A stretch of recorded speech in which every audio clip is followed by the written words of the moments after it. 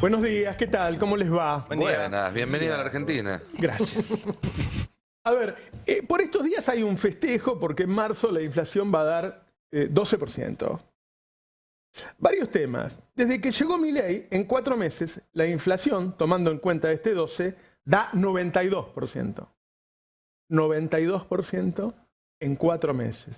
Pero lo más fuerte es que esta inflación inaudita se da con una caída fenomenal del consumo. Es decir, en general vos tenés mucha inflación cuando estás creciendo, no cuando estás cayendo, pero mucho más cuando estás cayendo mucho. Cuando hay caídas de consumo que llegan al 30%, ¿cómo haces? ¿Cómo puedes tener una política económica tan mala que con caída de consumo del 30%, la inflación en 3 meses y medio, 4 meses, es del 92%? Es muy difícil de encontrar en la historia nacional y en la historia internacional. Te doy un ejemplo. En 2002, siempre se habla de la crisis de 2001, la crisis fue en 2002. Nace, en 2001 cae Cavallo, cae De la Rúa, pero la devaluación es en 2002. Ahí el dólar se va de 1 a 4, sube un 300%. La devaluación de Milei fue del 118%. La devaluación de 2002 fue el 300%. ¿Cuál fue la inflación en todo el año? En los 12 meses de 2002, 60%. Es decir, caía la actividad, pero la inflación rápidamente fue bajando y terminó el año en 60. Esto, si vos lo anualizás, este 92, no hagas por 4, 360, te da 500. Es decir, es muy difícil encontrar a alguien que lo haga tan mal, que logre que la actividad caiga tanto y que la inflación sea tan alta. Difícil de encontrar. Por otro lado, la Argentina, habrán visto, hay notas por todos lados, está muy cara en dólares. De que la gente viajó a Chile a hacer compras. ¿Qué pasa cuando vos estás caro en dólares? Bueno, no vienen inversiones. Porque el que trae los dólares quieren que le den mucho por sus dólares para venir. O por lo menos una cantidad razonable, normal, promedio de la historia. Bueno, Argentina quedó muy cara en dólares. Eso es para que se entienda, porque muchos dicen, no, está yendo muy bien. No está yendo muy bien. Por eso somos muchos los que pensamos que en los próximos meses va a haber un fuerte deterioro de todo esto. Lo que hay es muchos capitales entrando a timbiar. Eso es cierto. Ahora, tiene un costo todo esto. Apoyar, todos los que veo que están apoyando, tiene un costo. Tiene un costo en los pibes que van a los comedores que no reciben la comida, los enfermos que no están recibiendo los remedios, la destrucción de la ciencia, de las universidades, de la energía nuclear, de la meteorología. No hacer nada contra el dengue, es como si no existiera el dengue. No solo está muriendo mucha gente, hay gente que la está pasando muy mal y que después de que tengan esos dengue tan furiosos, háganse un chequeo a ver cómo quedaron tus órganos. Estamos ante una epidemia gravísima y el gobierno la ignora. La ignora. No hace nada. Entonces, el costo de este experimento, que es muy factible que termine mal, es muy alto. Otro tema. Vieron que están postergando la suba de tarifas. La van haciendo no en el ritmo que habían dicho. ¿Por qué es esto? Bueno, porque lo primero que hizo Milei cuando asumió fue vaciarle los bolsillos a la población para darle la guita a los privados. Es decir, en vez de hacer primero el ajuste estatal, es decirte, che, pagame más de luz, más de gas, más de agua o más de transporte. Bueno, el plan de Milei y el plan de la derecha en general, no, primero dijo, bueno, liberemos, entonces vos te gastaste la guita en mayor precio de los alimentos, mayor precio de los medicamentos, mayor precio de las prepagas, que entre paréntesis vuelven a subir 18-19% este mes, de los colegios, del combustible. Es decir, llenaste las arcas de las grandes empresas del país y vaciaste los bolsillos. Cuando llega el momento de hacer el ajuste real, porque el ajuste hasta ahora fueron todos postergaciones de pagos, ya hay juicios para cobrar eso, las provincias están haciendo juicios, hay incluso empresas de medio que están haciendo juicio para cobrar la pauta del año pasado, el caso de América Televisión. Digo, hay un montón de juicios porque lo que hizo Milei fue postergar los pagos, no hacer un ajuste. Ahora, cuando quiere hacer el ajuste y eliminar los subsidios, no está pudiendo. Lo mismo que con el impuesto a las ganancias. Quiere volver a poner el impuesto a las ganancias. Y los gobernadores le dicen, no, macho, si vos le vaciaste los bolsillos a la gente y ese 1.200.000 ahora no es lo que era antes, porque ahora una prepaga sale 500 lucas para una familia, entonces ahora no podés ponerle impuesto a las ganancias. Es decir, hizo todo al revés. Los que se confían porque ven el panorama financiero, tiene dos razones el panorama financiero. Una es que los que antes ahorraban ahora están desahorrando, entonces venden dólares. Esa no es una buena noticia. Para vos, cuando vendés los dólares que te costó tanto ahorrar, ¿es una buena noticia? Y otra es que entran dólares al exterior, hacen un negocio en pesos y después se la van a llevar. Es decir, estamos pagando un enorme costo. Todos hacemos como que no pasa nada, como que acá no está ocurriendo nada, mientras la gente se muere de cáncer porque no tiene medicamentos, los chicos no pueden morfar, la gente se agarra a dengue. Hacemos como que no pasa nada porque el mercado financiero está tranquilo. Miren, en estos días salió Broda a decir algo parecido, más al estilo de él, pero diciendo esto no se va a sostener. El fin de semana salió un hombre que por ahí vos no conozcas, que se llama Arriazu. Mirá, Martínez Dios no era economista, ¿sabés? Era abogado.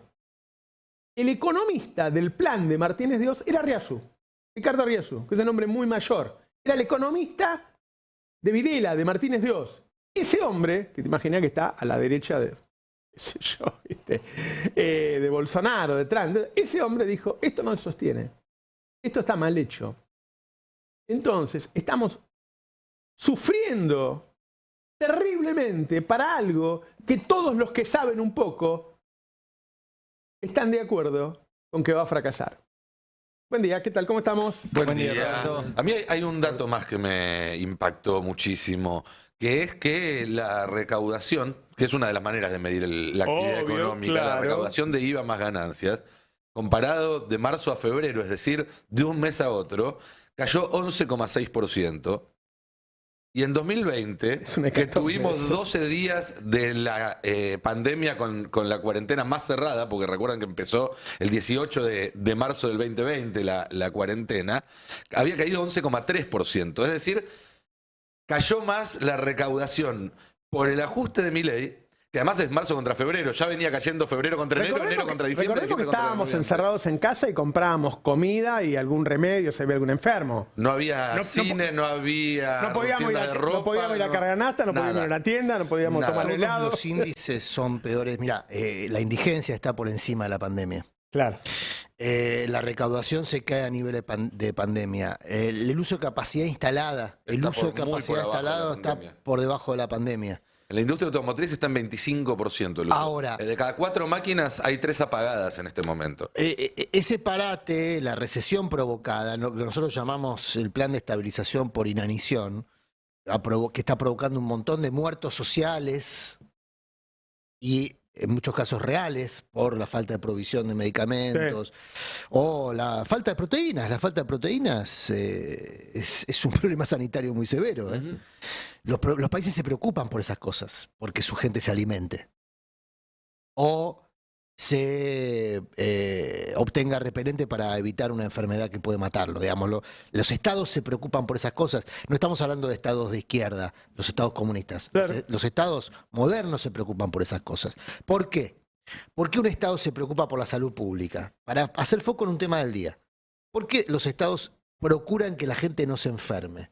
Los estados de derecha, los estados que le gustan a Milei. ¿Por qué es la contraprestación que el Estado les ofrece a las empresas que invierten? Mira, yo sanos y vayan a trabajar. Exactamente, cuido a tus empleados para que tus empleados produzcan. Por eso ayer charlábamos. Por eso es ineficiente el gobierno de Milei para sus propios esfuerzos. Ojo que las vacunas además prevén un gasto mayor, que es cuando vos te enfermas y vas a un hospital, y el hospital gasta mucho más en atenderte que el precio de la vacuna. Además, vos arrancaste hablando del tema de pauta, ¿no? El gobierno se vanagloria de decir nosotros cortamos la pauta oficial. La pauta oficial incluye campañas contra el dengue, por ejemplo, de prevención y de cuidados.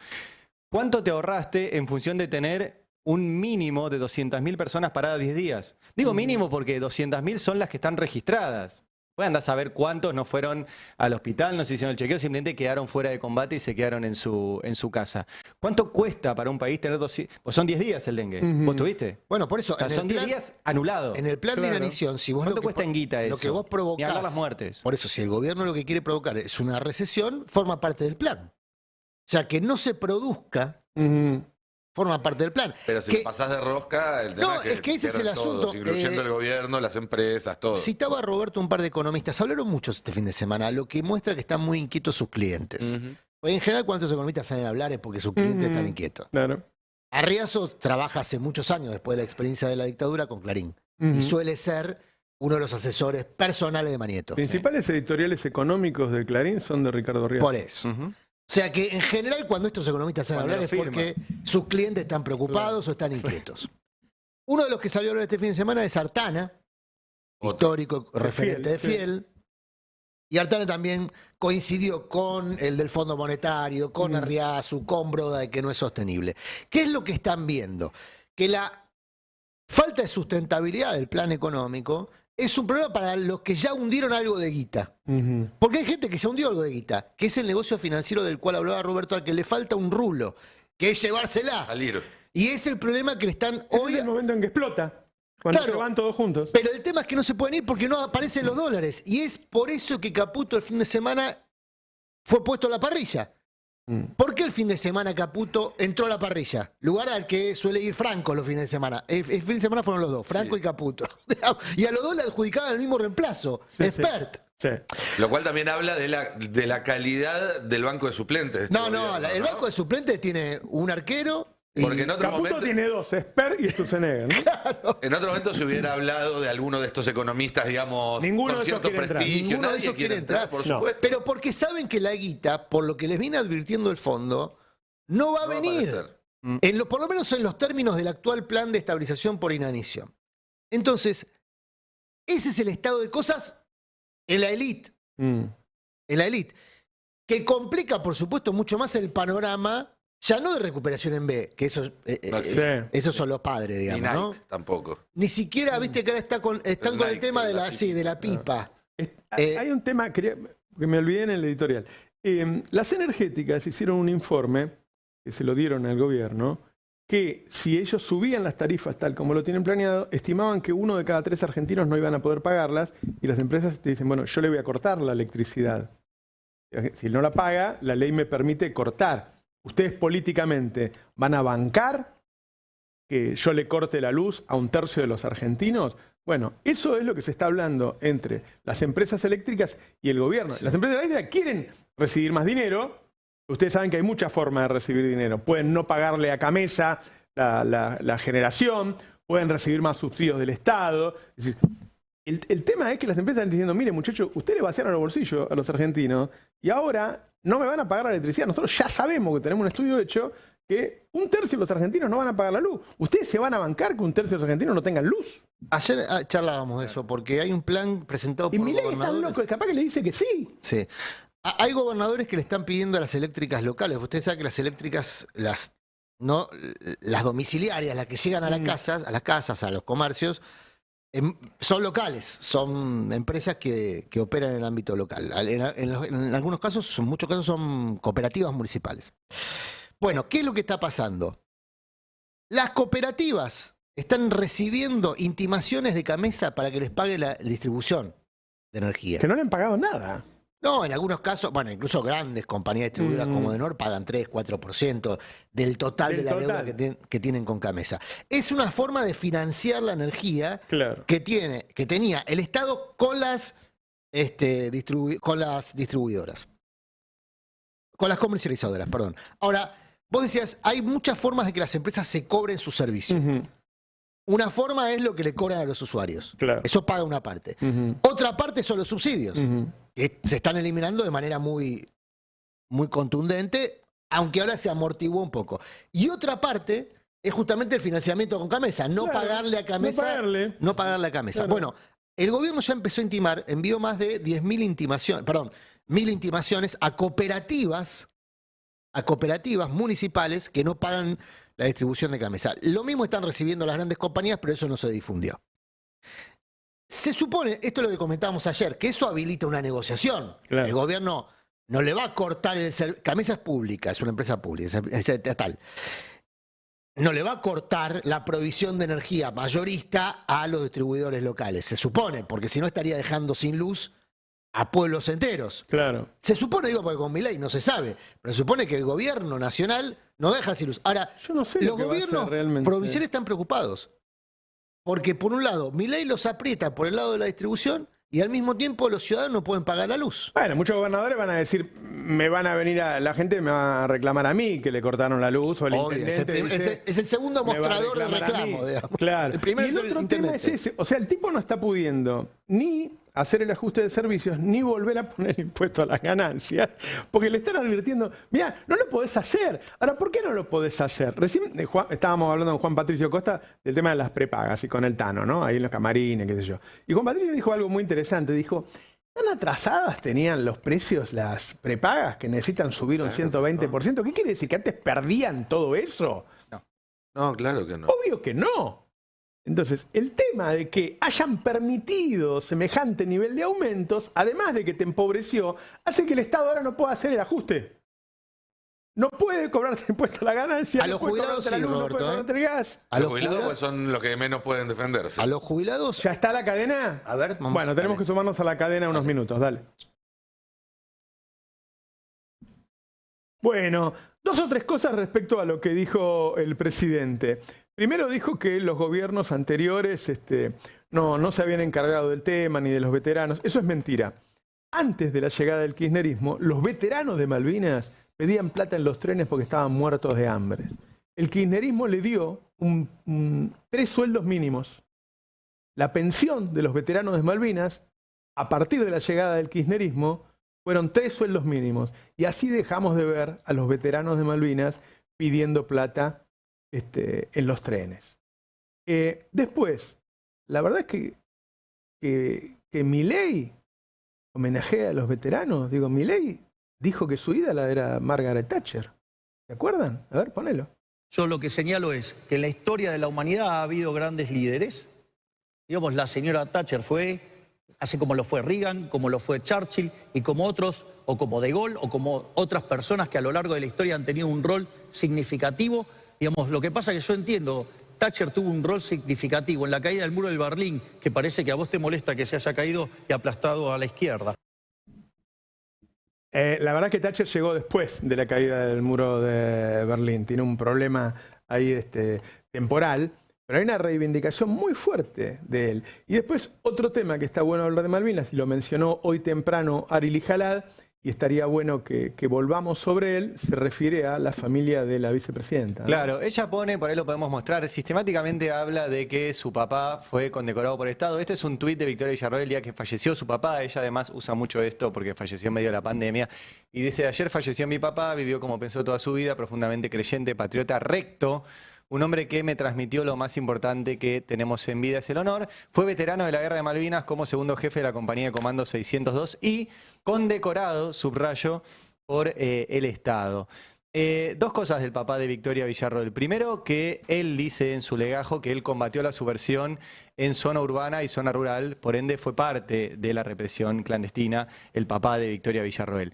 Pero además, yo conseguí el legajo del hombre y le retiraron la condecoración, cosa que Victoria Villarroel no dice, y les muestro varios pedazos del legajo. Este es un primer documento donde dan cuenta de que el señor teniente coronel Eduardo Marcelo Villarroel interpone un recurso insistiendo contra una resolución que le quitó, ¿sí?, su condecoración con motivo de su participación en el conflicto bélico. Esto tiene fecha año 92-93. No fue el kirchnerismo el que le quitó, aclaro, por las dudas no existía. El final de este mismo documento es la imagen siguiente. Dice, desestímase en definitiva y en última instancia el reclamo interpuesto por el teniente coronel Eduardo Marcelo Villarroel, descripto, y además le mandan a 8 días de arresto por quejarse. Él insistió, y tenemos un documento incluso firmado por él, ahí ven la firma, Eduardo Marcelo Villarroel, teniente coronel, que dice, por todo lo expuesto solicito al señor jefe del Estado Mayor General del Ejército se me haga conocer cuáles son los requisitos exigidos para hacerme acreedor del reconocimiento. A él se lo quitan porque no cumplía los requisitos, ¿sí? Y el que le contesta, en este último documento, es, si quieren ver la firma al final, es Martín Balsa. Martín Balsa que le dice, no, directamente no hacer lugar al reclamo presentado por el teniente coronel Eduardo Marcelo Villarroel, y le quitan a Eduardo Marcelo Villarroel la condecoración que había tenido por Malvinas.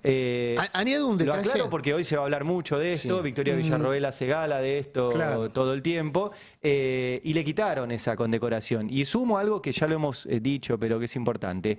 Los militares en actividad en Malvinas tuvieron una actividad, fue muy poco destacada su acción.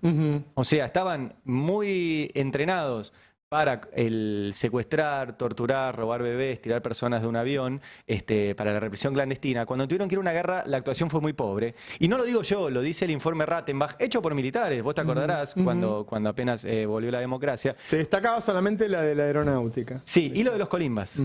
Y lo de los colimbas, que eran por estos tipos, a lo que es las Fuerzas Armadas. La Fuerza Armada se destacó la aeronáutica, que efectivamente logró acciones militares importantes, y la de los colimbas, que eran sistemáticamente torturados y etcétera, causa que la Corte Suprema Argentina nunca quiso tratar en su... Digo, para completar el panorama, porque hoy va a aparecer Villarroel hablando de su padre, de hecho se la veía emocionada en el acto, y al padre le quitaron la condecoración, después incluso le dieron la baja del ejército por negarse a cantar el himno. O sea, tuvo un paso muy complejo por las Fuerzas Armadas. Perdón. Sí. No, quería añadir que el padre de Villarroel y el tío de Villarroel, los dos figuran en denuncias que hicieron soldados por torturas en Malvinas.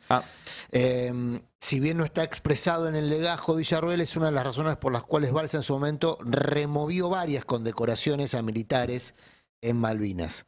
Las denuncias que habían llegado ya en los 90 a la jefatura del ejército de torturas, si bien no tuvieron ni condena judicial ni investigación, generaron hechos administrativos.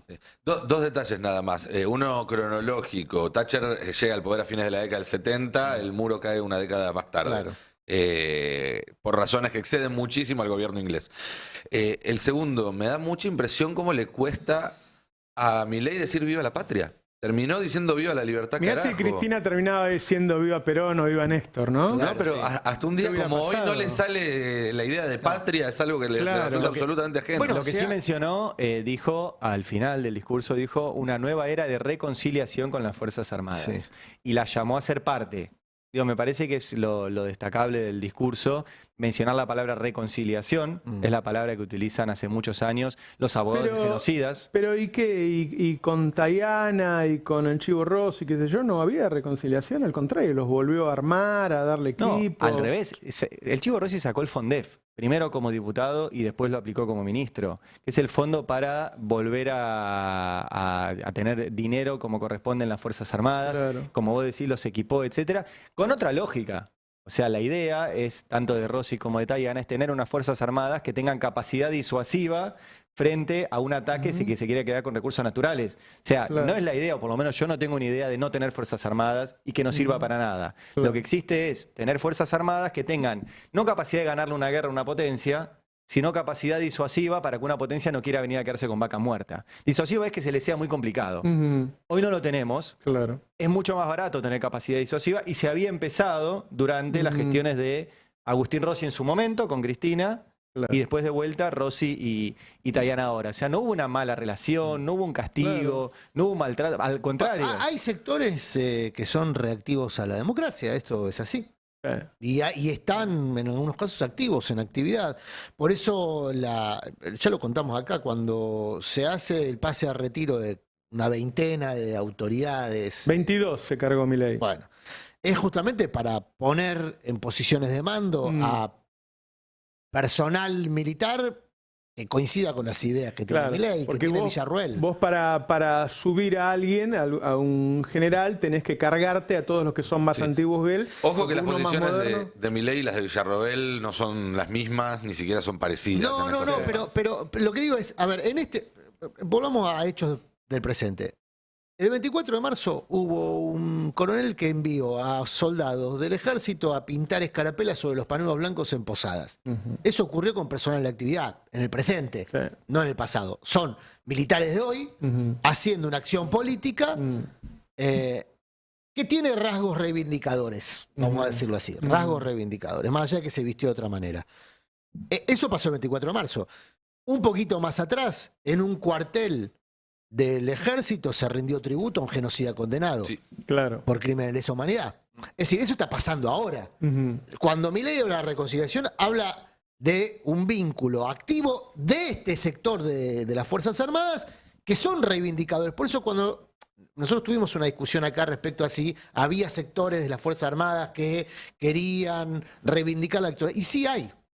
Lo hay. Por lo que me dijeron, no es mayoritario. No importa, porque no, sí si importa. vos tomás... No, sí importa. No importa porque sí es una importa. estructura vertical, no, Ari. No importa, es una estructura vertical. Si vos pones al mando de la estructura, es el ejemplo de Posadas. Si vos pones al mando la estructura de una estructura vertical... Pero no existe más la audiencia de vida. ¿A dónde no existe la audiencia de vida? ¿En el ejército? No existe y fueron No, decanas. ¿cómo que no existe, Ari? ¿Vos pensás que los soldados podían... Pero vos pensás que los soldados podían negarse a ir a pintar escarapelas sobre el pañuelo blanco si tenían otras convicciones? No podían, no existe eso. No existe eso. Cuando yo hice la colimba, no es había distinto, un teniente no es distinto, no. que tenía a cabos que salían a robar. Con el revólver, a robar por la calle. Robaban para el teniente. Claro. ¿Por qué no te tocó Y Colimba? algunos de los cabos... ¿Qué año fue Colimba? ¿Por qué fuiste Colimba? Vos 1978. o sea, vos sos 60 y... 59 nací yo. Ah, 59, claro. Sí. Sos anterior a los de Malvinas. Claro. Igual yo estaba casado y con un hijo ya. Sí. Bueno, yo, a lo que voy es que este es un tema del presente. Entre las personas que estaban ahí estaba Yambías. Yambías es un ex combatiente con acusaciones también por torturas en Malvinas y es un hombre que ya participó de actos con Villarroel. Es parte de su dispositivo político. Es parte de su dispositivo yo imagino político. que Villarroel debe haber puesto ahí en primera plana a los amigos de él. Bueno, pero esas personas tienen influencia hoy en ámbitos castrenses. No son periféricos.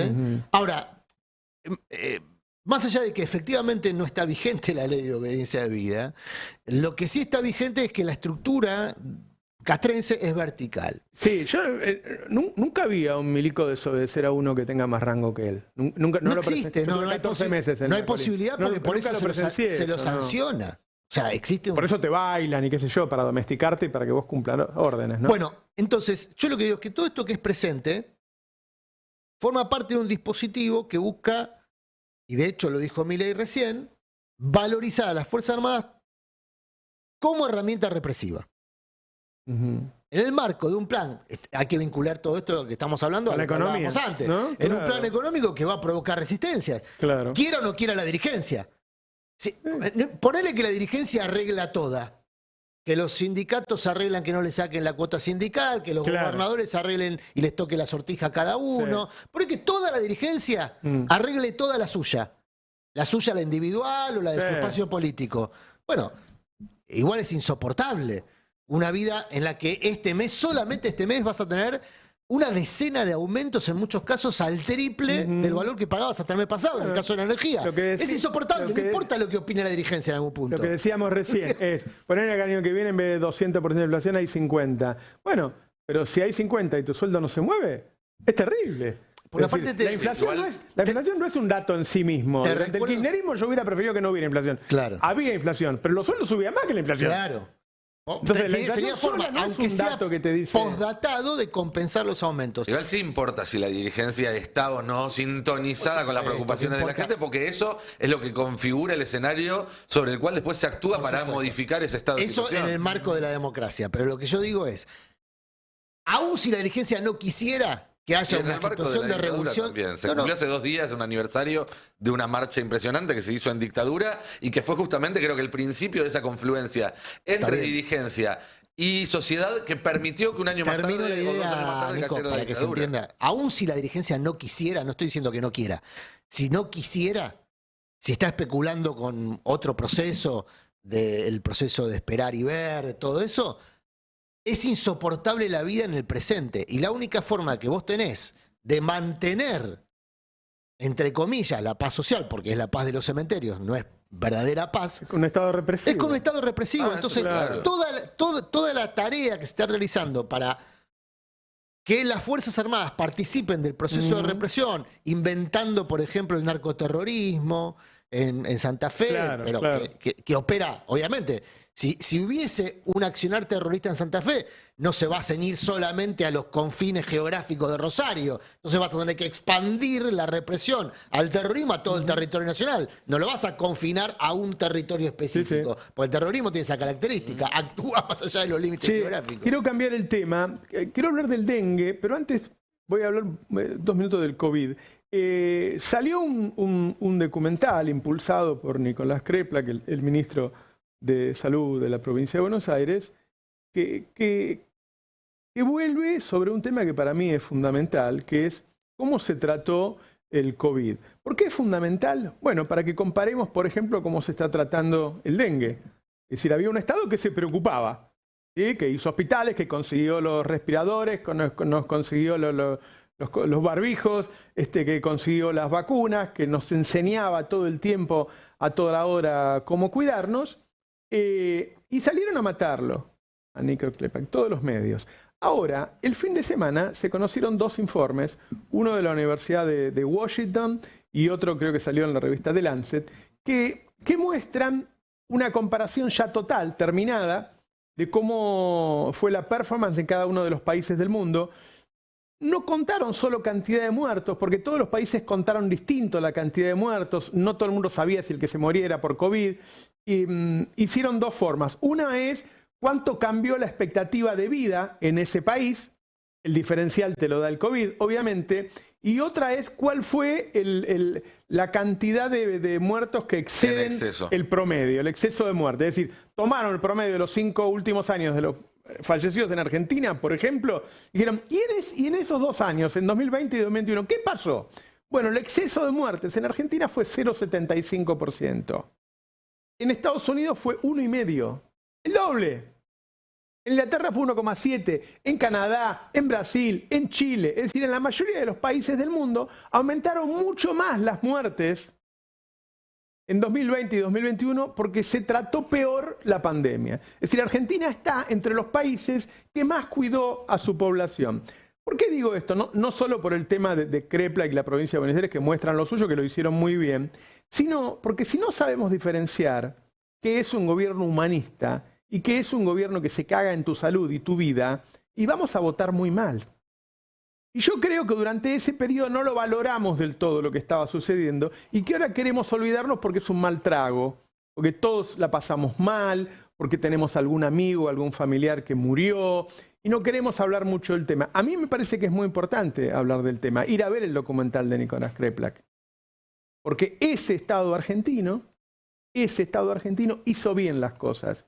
En vez de 130.000 muertos, podía haber habido 200.000, por ejemplo. Y no los hubo, se salvaron miles de vidas. ¿Sí? Eso pasó y ahora quieren cambiar la historia porque un día Alberto hizo una fiesta o porque Berbisky se vacunó.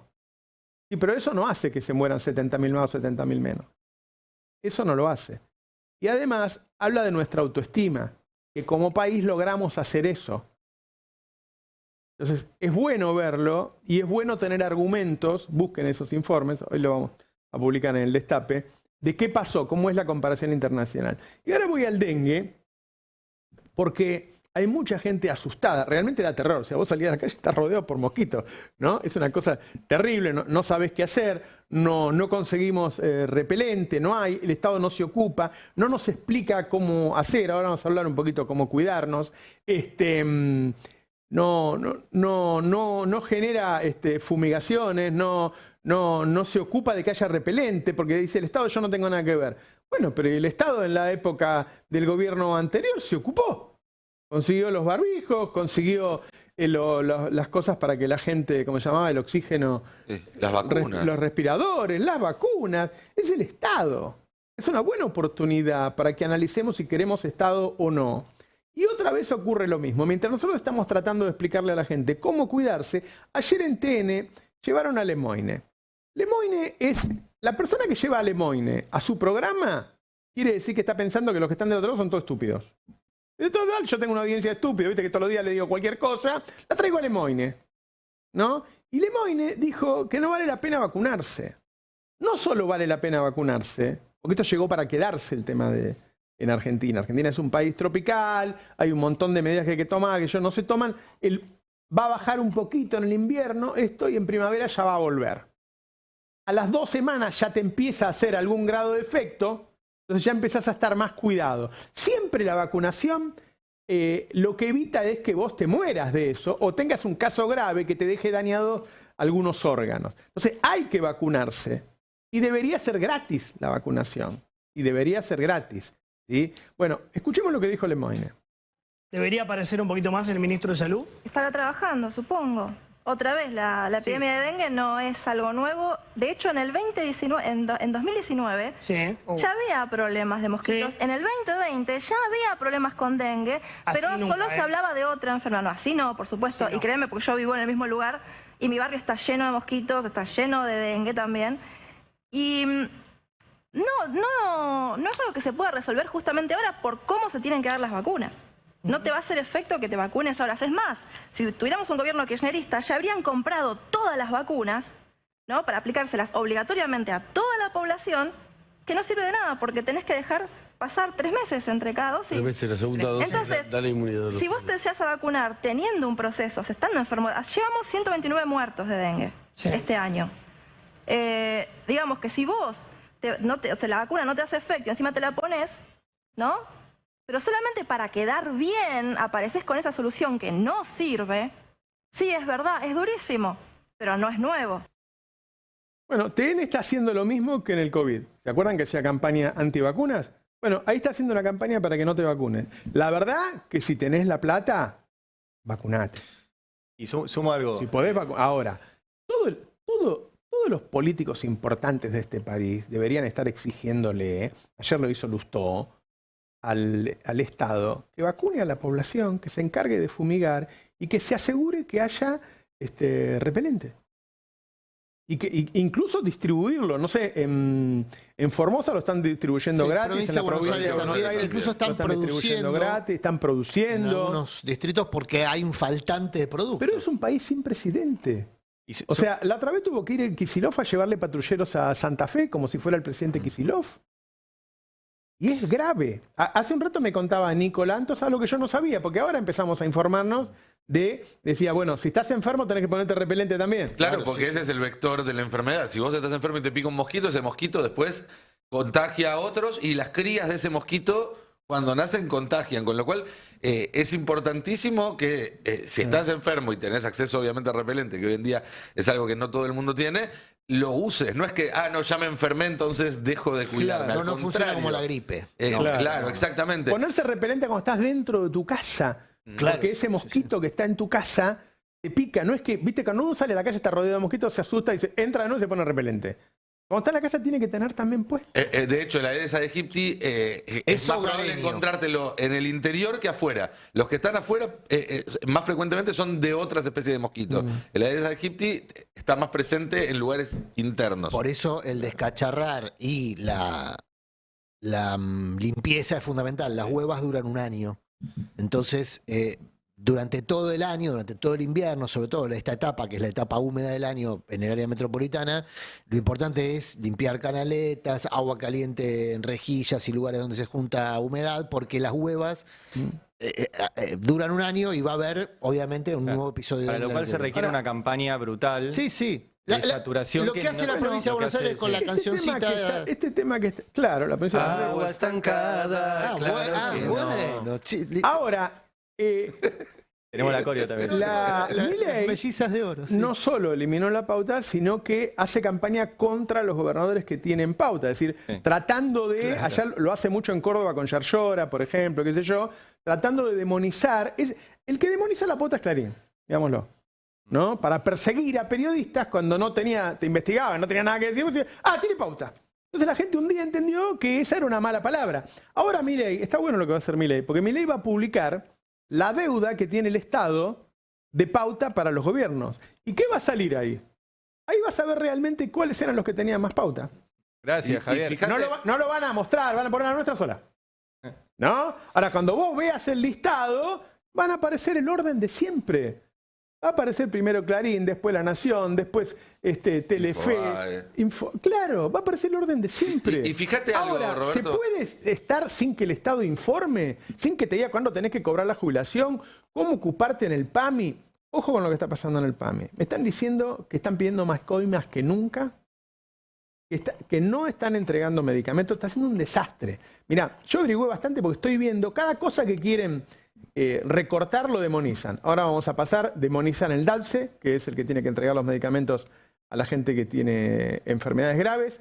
Están demonizando otra vez a los discapacitados porque quieren eliminar 500.000 pensiones de discapacidad y están demonizando al PAMI. El PAMI, en la gestión anterior, primero, dio la cobertura de medicamentos más grande que hubo en la historia. ¿Se acuerdan cuando salió a los 2 meses, Luana salió con ese listado? Nunca los jubilados tuvieron tanta cantidad de medicamentos como tuvieron en la gestión anterior. Tuvieron otros beneficios que le fueron consiguiendo, negociando con todos. Pudieron elegir médico por primera vez en la vida, que no tenías ese médico obligado, sino que pudiste elegir. Entonces los médicos no te podían atender mal, porque vos te podías ir a otro lado. Es decir, y la gente que atendía, las clínicas, te dicen que jamás le pidieron un peso de coima, que le pagaron al día. Bueno, hoy lo están destruyendo. Hoy lo están destruyendo. Y eso va a ser gravísimo. Porque el PAMI va a abandonar a los jubilados, lo está abandonando. Sobre el tema de las pautas, un detalle más. Fíjate que la semana pasada salió el gobierno a decir que iba a publicar esta lista. Y en los días que se sucedieron, los usuarios de Twitter con el tilde celeste que dicen no tener ningún vínculo contractual con el gobierno, empezaron a utilizar información de esa lista para escrachar o perseguir a periodistas. Además, como si el hecho de que un periodista trabajara en un medio, si ese medio recibe pauta, eso directamente le llegara al periodista, cosa que también sabemos que no es así. Pero la lista que el gobierno está preparando para difundir ya parcialmente se está conociendo a través de estos trolls y de estos tuiteros pagos en las redes sociales. Lo hicieron con Radio Con Vos porque no les gustó algo que dijo Jairo Straquia. Lo hicieron ayer con el Destape porque no le gustó que viniera acá una de las chicas que empezó con la campaña de los bloqueos. Están haciendo eso, están empezando a distribuir esa lista en capítulos a través de su aparato de propaganda paraoficial antes de darlo oficialmente, lo cual demuestra lo que venimos diciendo, que es que estos personajes trabajan directamente para el gobierno. Es lo que hacía Clarín antes. Clarín publicaba la pauta de Mengolini en Futurock. ¿Vos te imaginás que la pauta de Futurock era la 144? Pero como le quería pegar a Mengolini, publicaba una pauta sola. Cualquier pauta que publique para la gente es mucha plata. Y el nominal de una pauta para un medio de comunicación que tiene muchos trabajadores, o una cantidad de trabajadores, y sí, el nominal... 320 mucho. Trabajadores hay acá. Lo cierto es que el principal beneficiario de pauta oficial siempre... Incluso durante el gobierno peronista. Acá están en blanco, no cobran en efectivo, no, acá están en blanco. Sí. No, es un error, que es que no hay que confundir pauta con otra palabra muy meneada en este tiempo, que es sobre, que son cosas distintas. Pero para el imaginario social es lo mismo. No es lo mismo. La pauta es un mecanismo formal de publicidad de actos oficiales. De actos públicos o de campañas públicas que debe hacer el Estado por ley. Entonces la pauta... Está bien que se difunda. Y te sumo algo. El sobre es otra cosa. Y en general los privados son grandes distribuidores de sobre. Y te sumo algo porque con esa definición de pauta tendría lógica poner más pauta en los medios más grandes. ¿Por qué? Porque si tienen más difusión, vos deberías poner más ahí para difundir más, por ejemplo, una campaña del dengue. Yo creo que la pauta tiene dos significados. Uno es ese, que efectivamente la difusión de campañas como la del dengue tenés que ponerla en todos lados. Y otro es la pluralidad. Pero el otro es que el Estado tiene...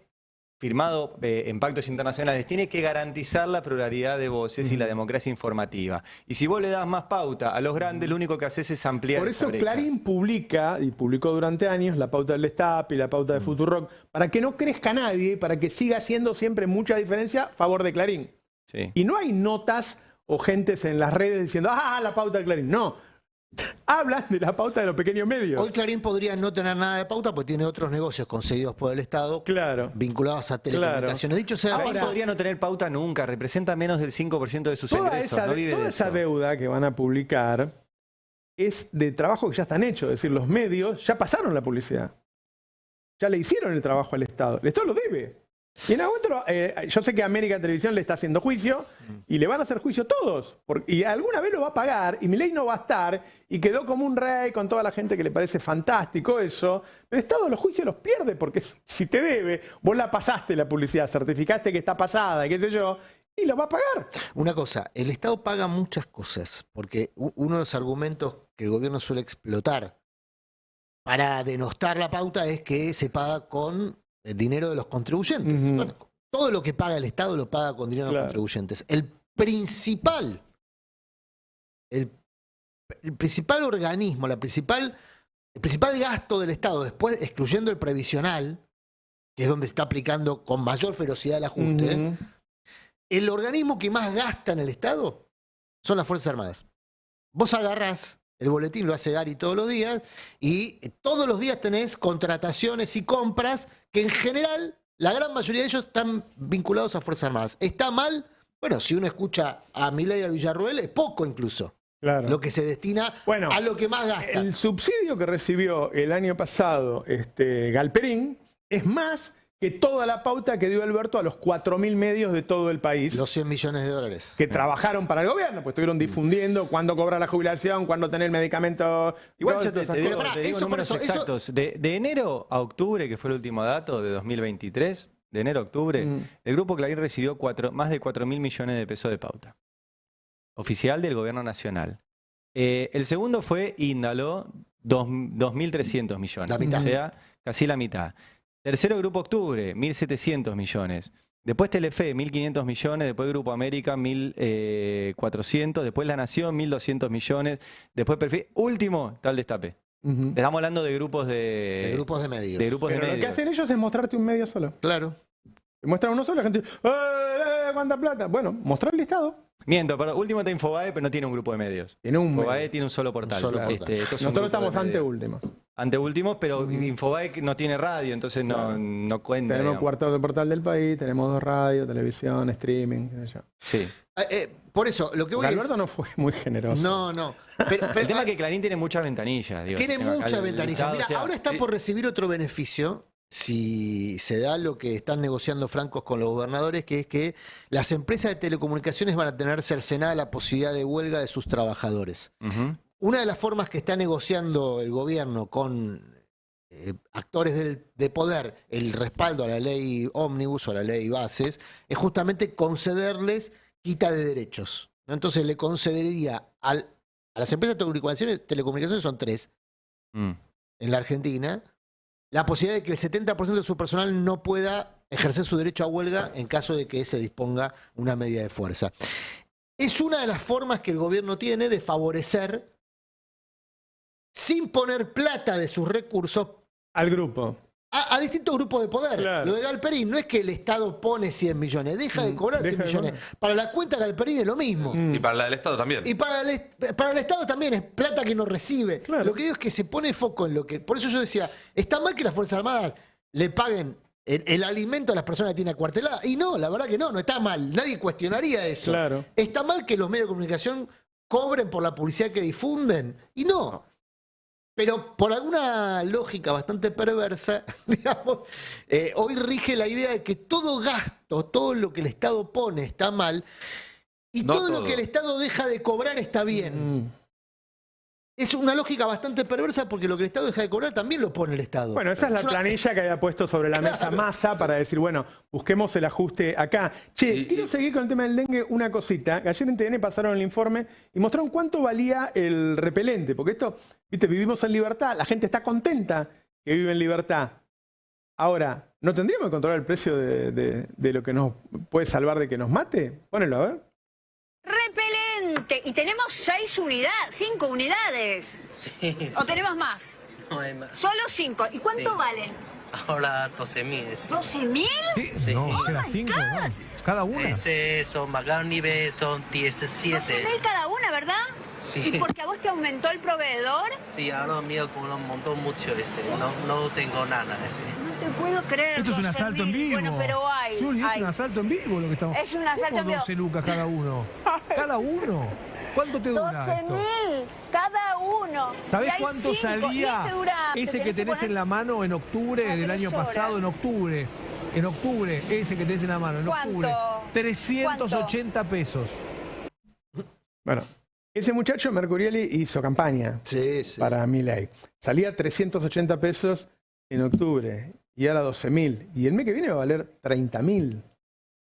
Ahora, ¿por qué el Estado no puede controlar eso? ¿Por qué el Estado no puede producirlo? Lo está produciendo Kicillof, lo está produciendo Infran. ¿Por qué no puede haber una producción nacional? ¿Por qué vas a depender si tu gobernador se preocupa o no se preocupa? Es que hay dos problemas. ¿Dónde está lo que está bueno de la libertad? La libertad para que los empresarios te dejen sin repelente y te cagues muriendo.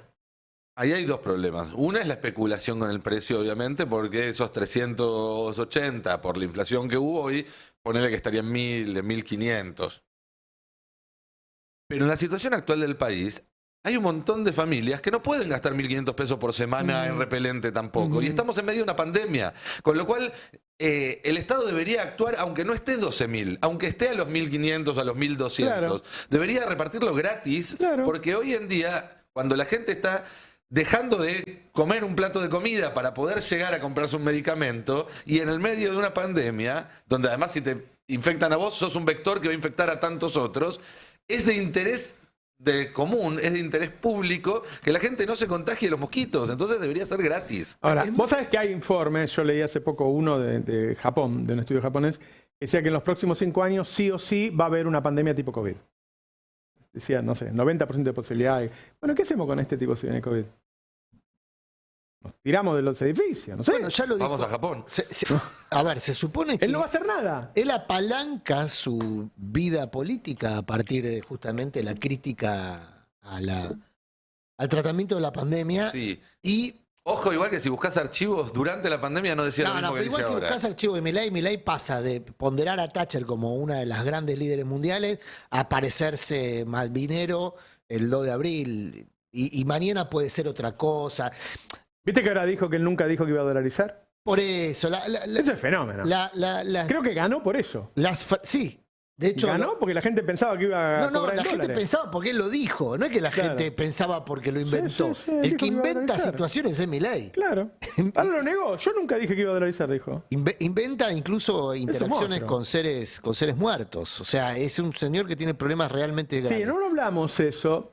No es una pavada hablar de los perros de Milei, porque lo que ocurrió el otro día, yo no sé si ese tape lo tienen, es que el conductor de CNN le dice sus 4 perros, y él lo corrige y dice que tiene 5, y dice que tiene a Conan, y habla de cómo es Conan, que es tranquilo. Conan se murió hace 7 años. Eso habla de...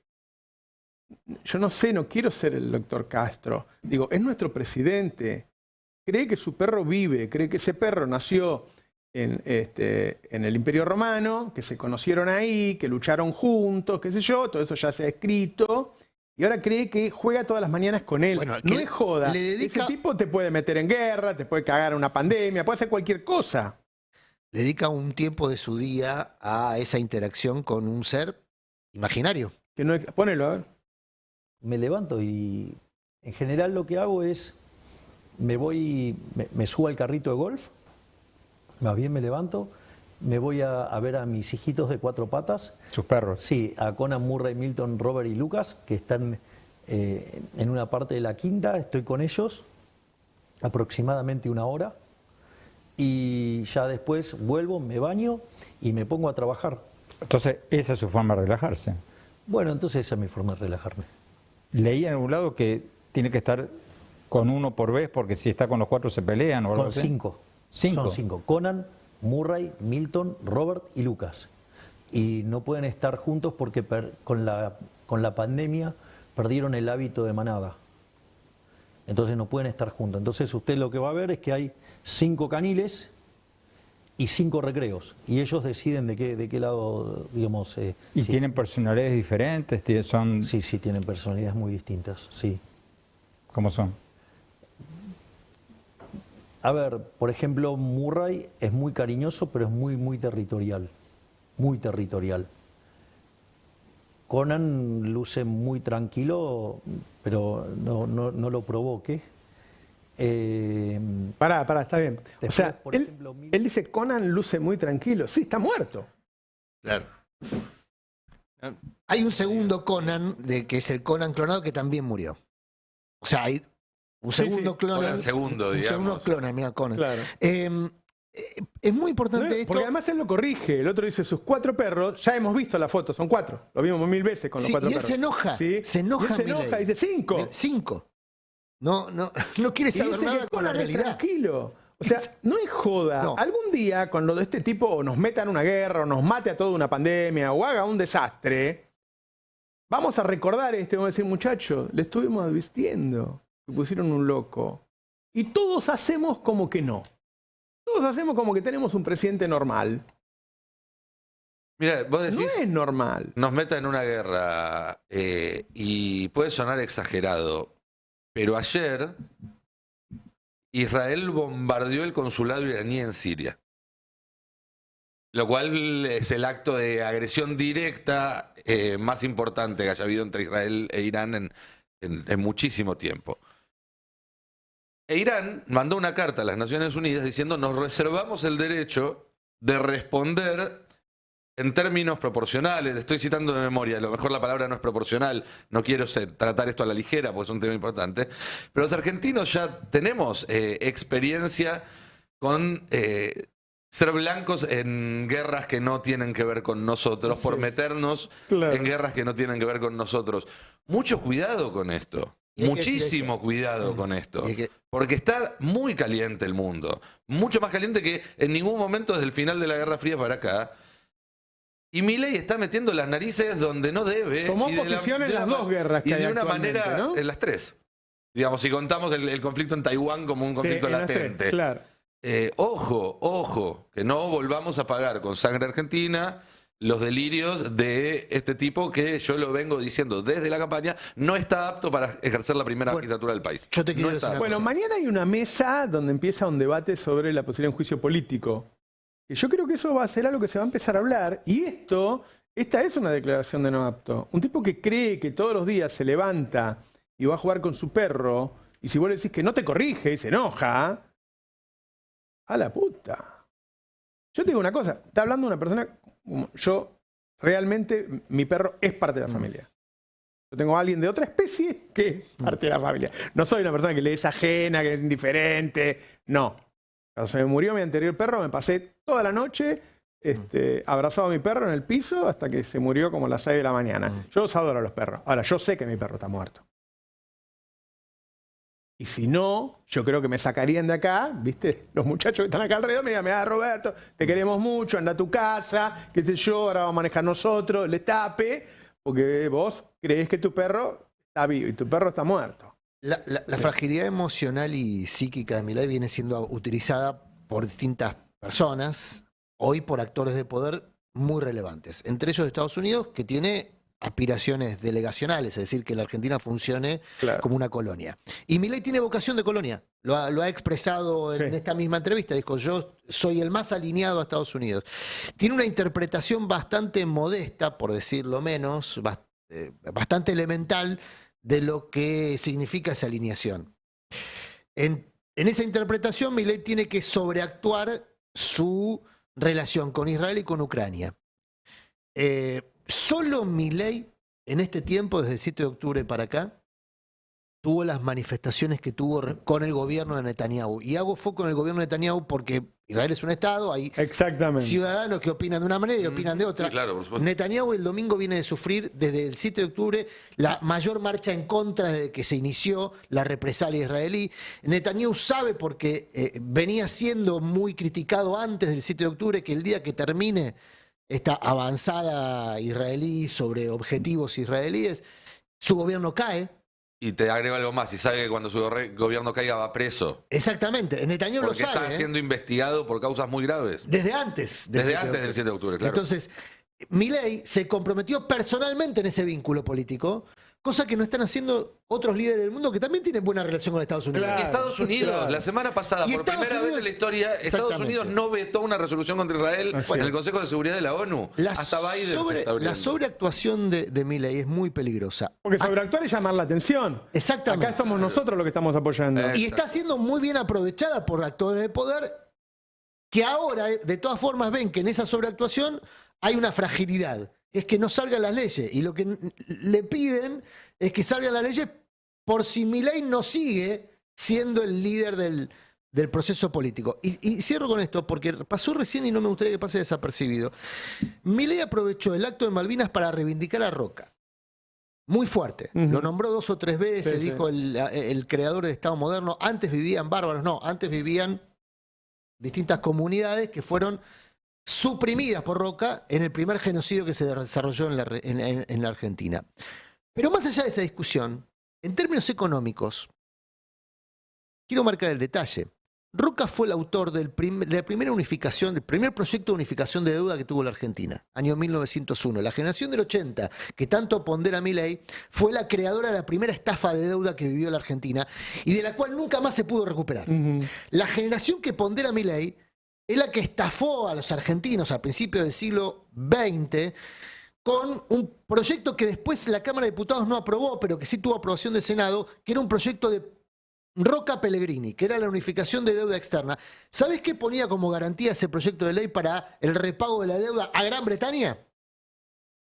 Los ingresos aduaneros. Era todavía la deuda de Rivadavia. Claro, La Baring. claro. O sea, lo que propone Pellegrini y Roca al Congreso en el año 1901 es la unificación de la deuda. Lo que después hizo la dictadura genocida, la unificación de la deuda. Le propone a Gran Bretaña una tasa del 4%. Esta es muy buena tasa. Estamos hablando de moneda oro. Y le propone además garantizar el repago de la deuda con ingresos aduaneros. Ese sueño húmedo que han tenido las derechas en la Argentina desde hace 2 siglos. Es el plan que viene a hacer Milei. Por eso es un plan de depredación económica y no es un plan de progreso. Pero bueno, habrá que insistir con esta idea. ¿Está Gerardo Romano? ¿Ya llegó? Vamos a charlar con Gerardo. Dale. Muchas gracias. Chau, chau.